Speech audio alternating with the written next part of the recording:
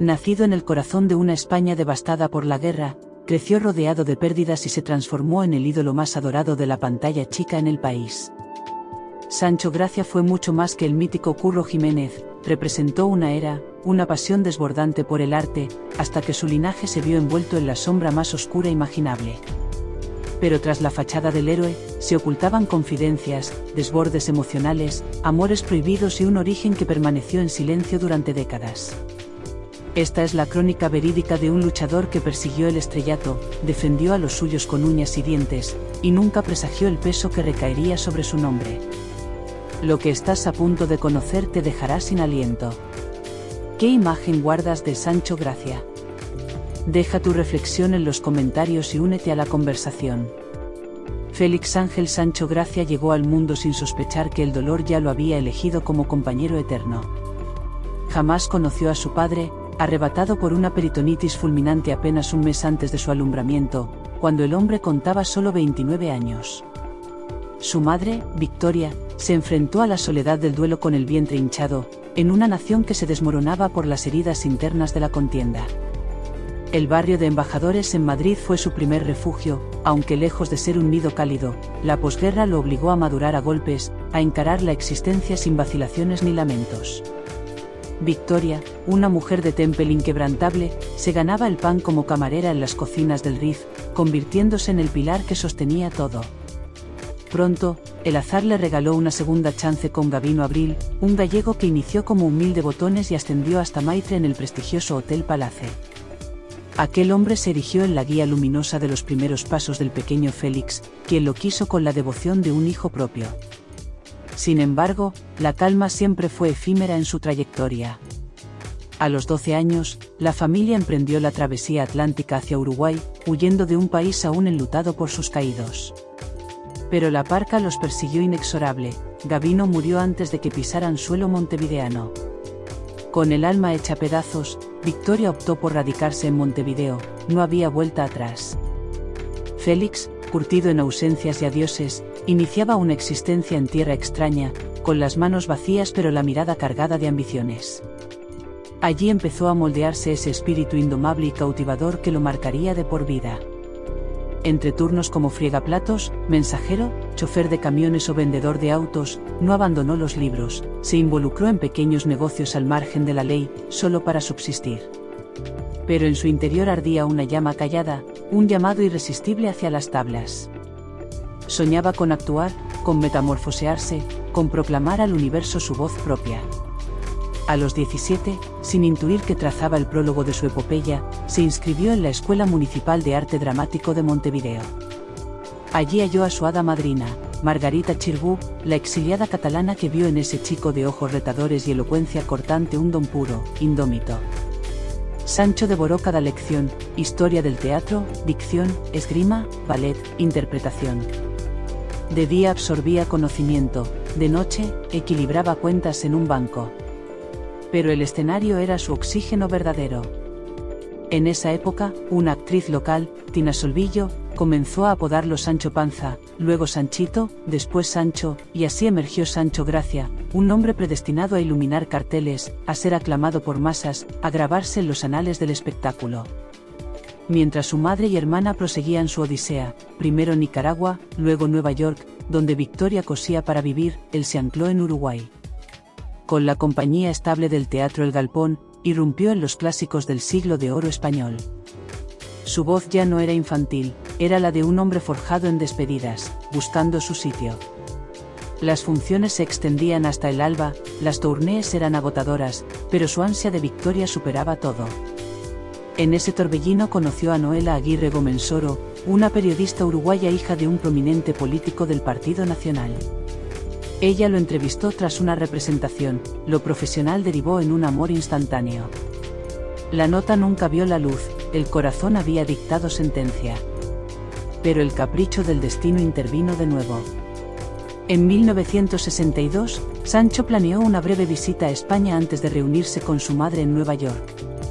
Ignoraba que ese periplo sellaría su futuro para siempre. Aterrizó en Madrid, y la urbe se convirtió en su patria adoptiva. Un día, acompañando a un amigo al Teatro Bellas Artes, se cruzó con José Tamayo, ultimando ensayos de Calígula. Faltaba un intérprete para un rol que Sancho dominaba al dedillo. Tamayo, con sorna, le espetó: si eliminas ese acento, es tuyo. Sancho se recluyó, engulló textos, practicó hasta el agotamiento. Al regresar, había erradicado todo vestigio sudamericano, nacía un actor ibérico. Su estreno fue en el imponente Teatro Romano de Mérida, junto a José María Rodero. Los aplausos estallaron, seguidos de amistades y ofertas. Francisco Rabal, pronto su hermano mayor, lo introdujo en los ambientes bohemios madrileños. Fernando Fernán Gómez, Juan Antonio Bardem, Javier Pradera, todos sucumbían al encanto de ese joven que exudaba carisma y seducía sin esfuerzo. Pero lo trascendental aún aguardaba. España se resquebrajaba bajo el franquismo, y el mundo del espectáculo era un refugio velado de libertades. Sancho Gracia, fresco de Uruguay, emergió como promesa del teatro renovado, un espíritu libre que no se doblegaba.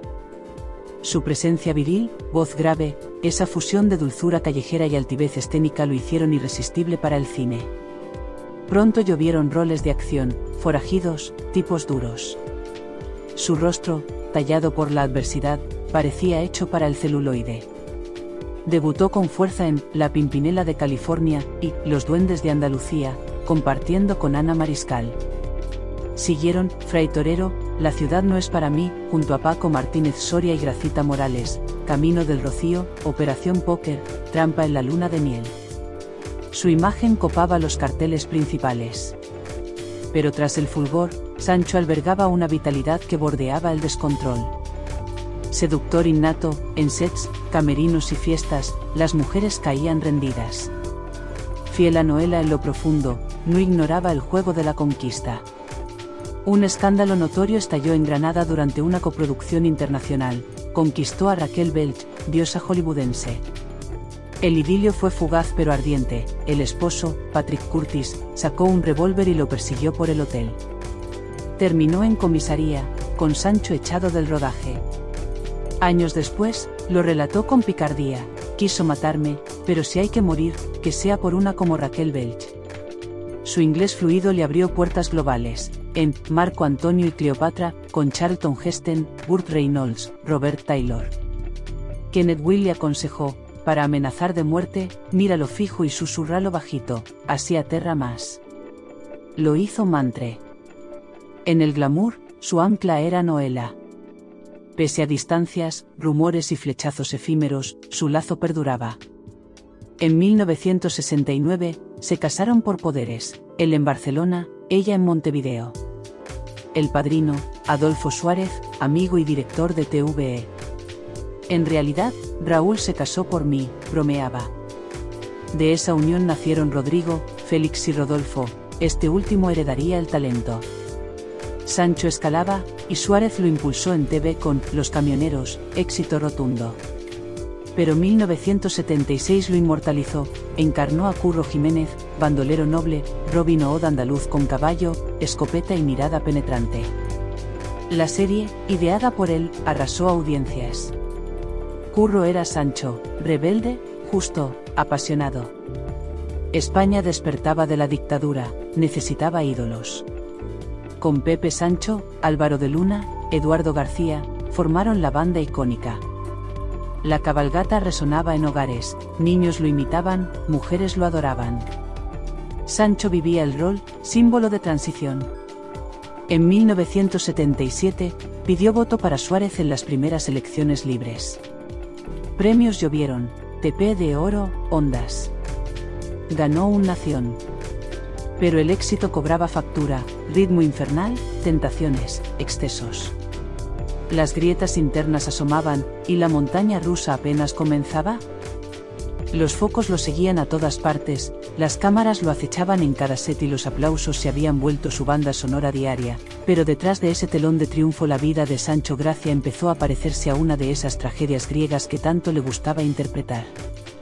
Era admirado, sí, pero también observado con lupa por una industria que te eleva un lunes y te entierra el martes. Tras el huracán de Curro Jiménez, quiso demostrar que no era solo un bandolero con sombrero cordobés, necesitaba que le creyeran capaz de más, de todo. En los 80 se lanzó a registros más densos, más crudos.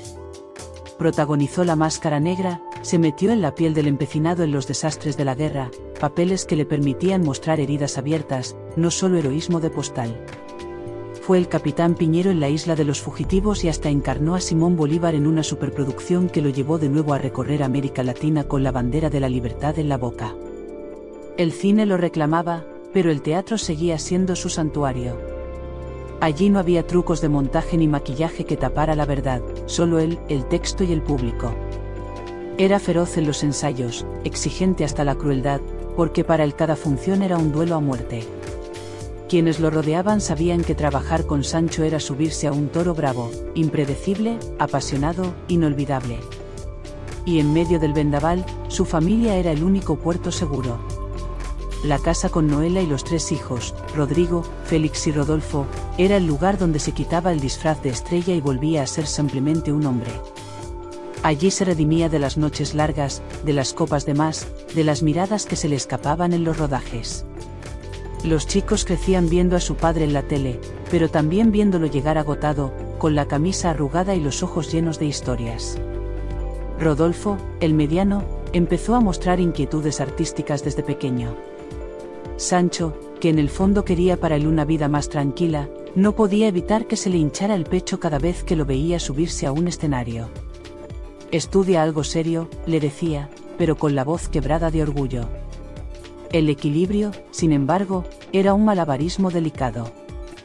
En 1996, cuando todo parecía encarrilado, estalló la bomba. Una estudiante de periodismo, Dolores Mellado, lo denunció por acoso sexual tras una entrevista en su camerino.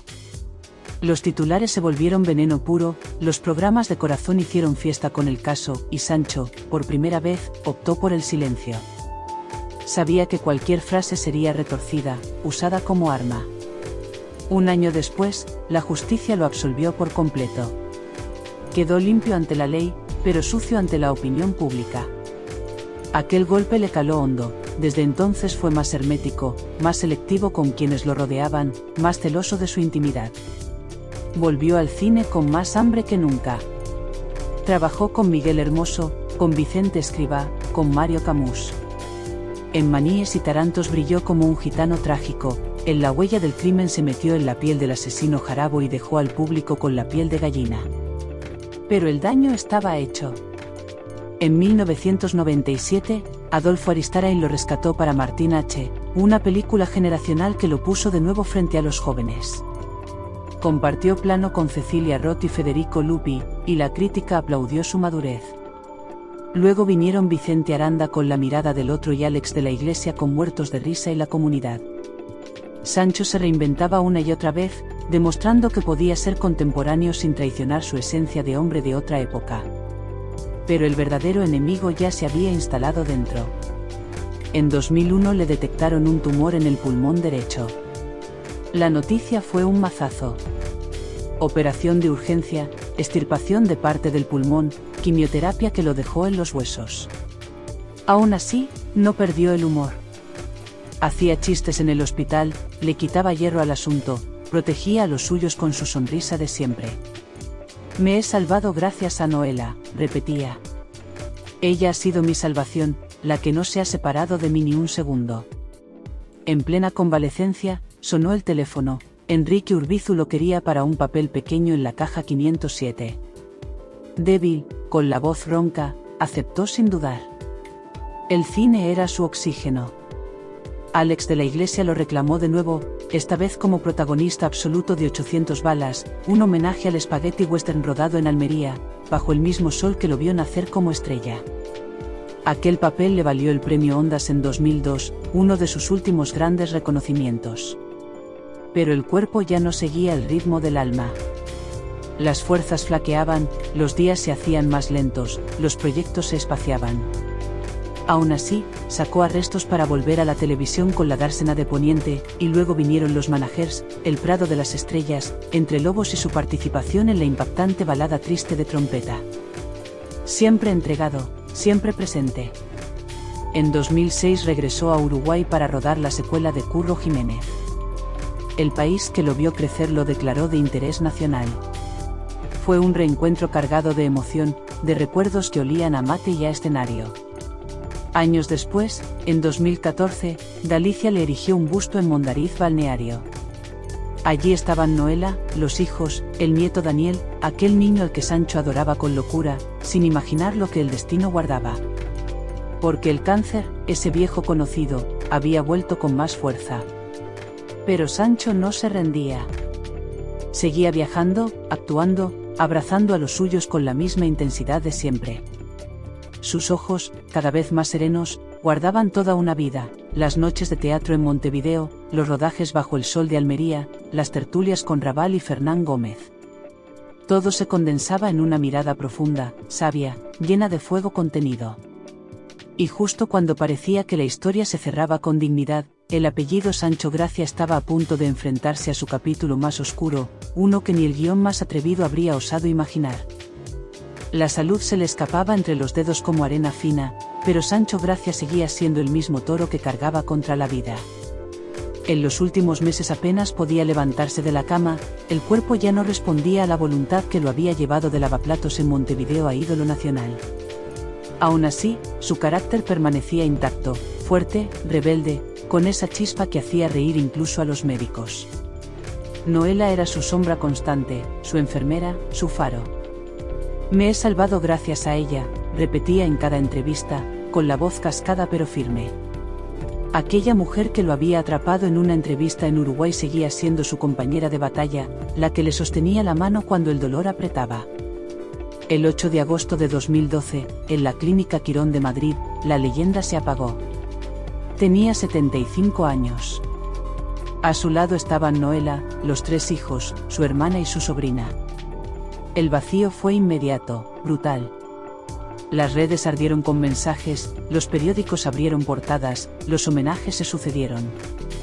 Miles de españoles lloraron recordando a Curro Jiménez cabalgando por la sierra, disparando contra la injusticia, abrazando al pueblo desde la pantalla. Sus cenizas se esparcieron en 2 lugares que amó con el alma, Galicia, donde veraneaba, y Uruguay, la tierra que lo forjó como hombre y como actor. En Mondariz Balneario, el busto de bronce parecía mirar al horizonte con la misma dignidad que él mantuvo hasta el último aliento. Durante un tiempo, su legado quedó blindado, elevado a los altares del respeto. Más de 80 películas, decenas de obras de teatro, cientos de apariciones en televisión. Premios, aplausos, cariño. Sus hijos mantuvieron la discreción, protegidos por la grandeza de su padre. Rodolfo, el mediano, ya era un actor consolidado en series como Isabel, Mar de Plástico o El Ministerio del Tiempo. La saga Sancho parecía destinada a seguir brillando sin sombras. Pero el destino, caprichoso y cruel, tenía guardada una tragedia que nadie vio venir. En 1994, Rodolfo había sido padre a los 19 años. El niño, Daniel Sancho Bronchalo, fue la debilidad absoluta de su abuelo. Tengo una nieta, un nieto y un niet, bromeaba Sancho con ternura. Daniel pasaba largas temporadas con los abuelos, Noela lo adoraba, y Sancho veía en él una chispa familiar, espíritu libre, mirada inquieta, quizás demasiado inquieta. El pequeño creció entre Galicia y Uruguay, compartiendo confidencias, haciendo galletas con la abuela, soñando con ser chef. Abrió su restaurante, subió vídeos a YouTube, parecía feliz. Tenía novia, Paula, una vida aparentemente normal. Pero bajo esa superficie tranquila, algo oscuro fermentaba. En 2023, la noticia estalló como una bomba nuclear. Daniel Sancho detenido en Tailandia, acusado del asesinato premeditado del cirujano colombiano Edwin Arrieta. El caso se convirtió en un circo mediático sin precedentes. Cada detalle del crimen, el desmembramiento, los mensajes, las cámaras de seguridad, era diseccionado en platós, redes y periódicos de medio mundo. La foto del nieto del querido Sancho Gracia apareció en todas partes, pero por razones que nadie hubiera imaginado. Rodolfo voló a Tailandia, asistió al juicio, defendió a su hijo en lo legal y en lo emocional. Intentó mantener la compostura, pero el golpe era devastador. La familia que había sido sinónimo de talento, profesionalidad y discreción ahora era asociada al crimen más macabro de los últimos tiempos. Noela, ya mayor, fue protegida por sus hijos. Intentaron mantenerla alejada de la televisión, de los titulares, del dolor. Pero ella, fuerte como siempre, acabó enterándose. Su querido Daniel estaba en prisión, y su esposo ya no estaba para consolarla. El daño al legado fue inmediato. La escultura de Sancho en Mondariz Balneario sufrió un acto vandálico vinculado al caso. El alcalde admitió que no pensaban volver a colocarla. El bronce que había sido símbolo de orgullo ahora era víctima del odio. Un desgarro más para una familia que ya no encontraba consuelo. Sancho Gracia, que en vida cuidó su imagen como un tesoro, que jamás vendió su intimidad, que conjugó fama con dignidad, no merecía ese eco final. Pero la vida no siempre respeta la justicia emocional. Aún así, en medio de la tormenta, su legado resistía. Rodolfo seguía siendo uno de los actores más valorados de la televisión española. Sus compañeros, el público, muchos periodistas recordaban que él no era su hijo ni su padre, era un profesional cargando una cruz demasiado pesada. Los amigos de Sancho, los que aún vivían, hablaban de él con nostalgia. De haber estado vivo, esto lo habría destruido, comentó uno. Tenía un sentido del honor muy profundo. Era pasional, pero de una ética inquebrantable. Esto lo habría matado por dentro. Y mientras el escándalo rugía, Curro Jiménez seguía emitiéndose en verano. Cada vez que sonaba la sintonía, un puñado de fieles se quedaba frente a la pantalla, viajando en el tiempo, recordando al héroe que cabalgaba por la sierra para luchar por los suyos. La serie, a pesar de los años, seguía fresca, vibrante, emocionante. Igual que Sancho. Igual que su voz, su gesto, su energía. Aquel niño huérfano de padre que jugaba con pelotas de trapo en Embajadores, aquel joven recadero en Montevideo que recitaba versos a escondidas, aquel galán que conquistó a Raquel Welch, aquel padre que enseñó a su hijo a ser responsable, aquel hombre que se enfrentó al cáncer con una sonrisa, había dejado una huella imposible de borrar. Pero la historia no terminaba ahí. El crimen de Daniel cruzó fronteras, y el apellido Sancho volvió al centro de la polémica una y otra vez. Y la pregunta que todos se hacían era, ¿qué habría dicho él? El crimen de Daniel Sancho conmocionó al mundo, transformando la saga familiar de prestigio artístico en un tema sensacionalista. Cada detalle, mensajes de WhatsApp, restos en contenedores, se difundió por medios y redes, y el nombre de Sancho Gracia, antes respetado, quedó manchado. Para el actor, la familia era lo más importante, había criado a Daniel como a un hijo más, compartiendo veranos, viajes y confidencias, sin imaginar que aquel niño travieso se vería envuelto en un caso que helaría a la nación. El juicio en Tailandia fue un espectáculo mediático. Rodolfo defendió a su hijo, aunque reconoció el dolor que afectaba a todos. Daniel cambió varias versiones sobre los hechos, pero los fiscales lo acusaron de asesinato premeditado y la sentencia fue cadena perpetua. En España, la familia se protegió, Noela, la matriarca, se mantuvo alejada de medios, mientras Rodolfo seguía trabajando pese al desgaste emocional. El linchamiento simbólico no tardó, el busto de Sancho fue vandalizado y retirado, aunque algunos actores y críticos defendieron separar la obra de los actos de la familia. El apellido Sancho quedó asociado a tragedia en los medios y redes, y los hijos menores crecieron bajo estricta protección. Aún así, la memoria del actor sobrevivió, sus películas, series y teatros seguían presentes, y su vida representaba la resiliencia de toda una generación española. Los años han ido pasando despacio, como las tardes de verano en Galicia cuando el sol se cuelga del horizonte y nadie quiere que acabe el día. El caso de Daniel Sancho ya no abre telediarios, pero sigue latente en los archivos digitales, en los documentales True Crime, en los hilos de Reddit que resurgen cada aniversario. La sentencia de cadena perpetua se mantiene firme, los recursos se agotaron, las apelaciones cayeron una tras otra. Daniel cumple condena en una prisión tailandesa de máxima seguridad, lejos de cámaras, lejos de su familia. Rodolfo lo visita cuando los permisos lo permiten, regresa con la cara más arrugada, pero con la misma determinación de padre que Sancho le enseñó, a trabajar y a cuidar del niño. Noela, la gran matriarca, se fue en silencio en 2022, a los 89 años. Murió en la misma casa donde Sancho bromeaba con Raúl en la boda por poderes, donde Daniel hacía galletas a los 10 años, donde se guardaban las fotos de Curro Jiménez enmarcadas en la pared. Su funeral fue íntimo, solo familia, sin prensa. Los hijos la despidieron con la misma dignidad con la que ella había vivido. Ella fue el pegamento, dijo Félix. Sin ella, todo se habría deshecho antes. Sus cenizas descansan junto a las de Sancho, repartidas entre Galicia y Uruguay, como si el Atlántico nunca hubiera sido suficiente para separarlos. Rodolfo sigue actuando. No con la frecuencia de antes, pero con la solidez de siempre. Cada nuevo papel es una declaración: estoy aquí, soy yo, no soy la noticia. En 2024 estrenó una serie en una plataforma grande. La crítica habló de interpretación contenida, llena de cicatrices. El público, ese que distingue al artista del drama, lo aplaudió de pie. Rodrigo y Félix eligieron caminos más discretos, uno en producción, otro en enseñanza.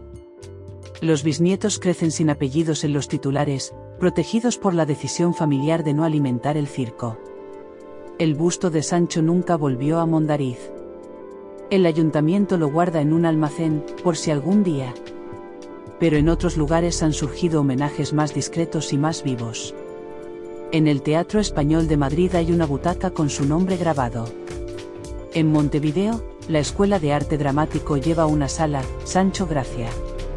En Almería, el desierto donde rodó 800 balas tiene un cartel sencillo: aquí cabalgó Curro Jiménez. Nadie lo pinta, nadie lo rompe. La gente pasa, se saca una foto, sigue adelante.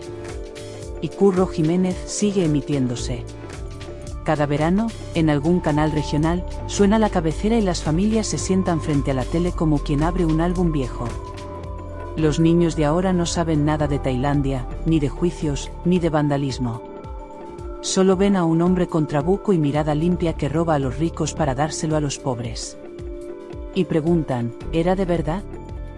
Los abuelos responden, era mejor que de verdad. Era, Sancho. Porque eso es lo que queda cuando el ruido se apaga, la obra.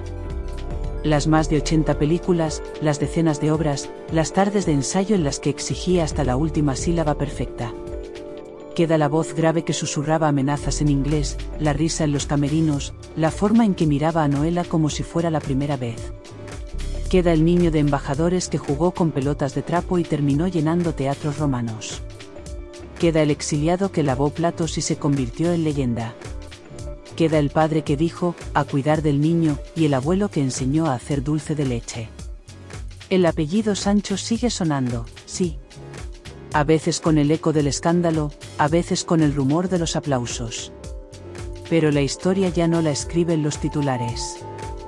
La escriben los que encienden la tele un sábado por la tarde y escuchan las herraduras.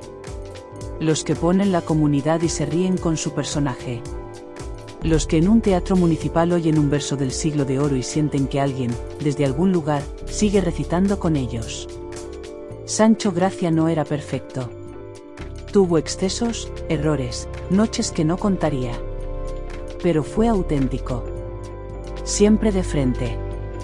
Y eso, en un mundo que premia la pose y castiga la verdad, es lo más difícil de borrar. Su legado no necesita bustos ni placas. Vive en cada plano donde aparece, en cada viva Curro, que aún resuena en alguna plaza, en cada actor joven que escucha el consejo de Kenneth Wynn y lo hace suyo, míralo a los ojos y díselo bajito. La pantalla se funde a negro. La cabecera termina. Pero la sierra sigue ahí, esperando al próximo jinete. Y si cierras los ojos, puedes verlo, sombrero cordobés, trabuco al hombro, mirada que no miente. Cabalgando hacia adelante, como siempre hizo. Como siempre hará. Gracias por acompañarnos hasta el final. Si esta historia te ha removido algo, compártela. Y recuerda, la verdad no siempre sale a la luz de una vez. A veces necesita que alguien la cuente con respeto, con memoria, con corazón. Nos vemos en el próximo vídeo.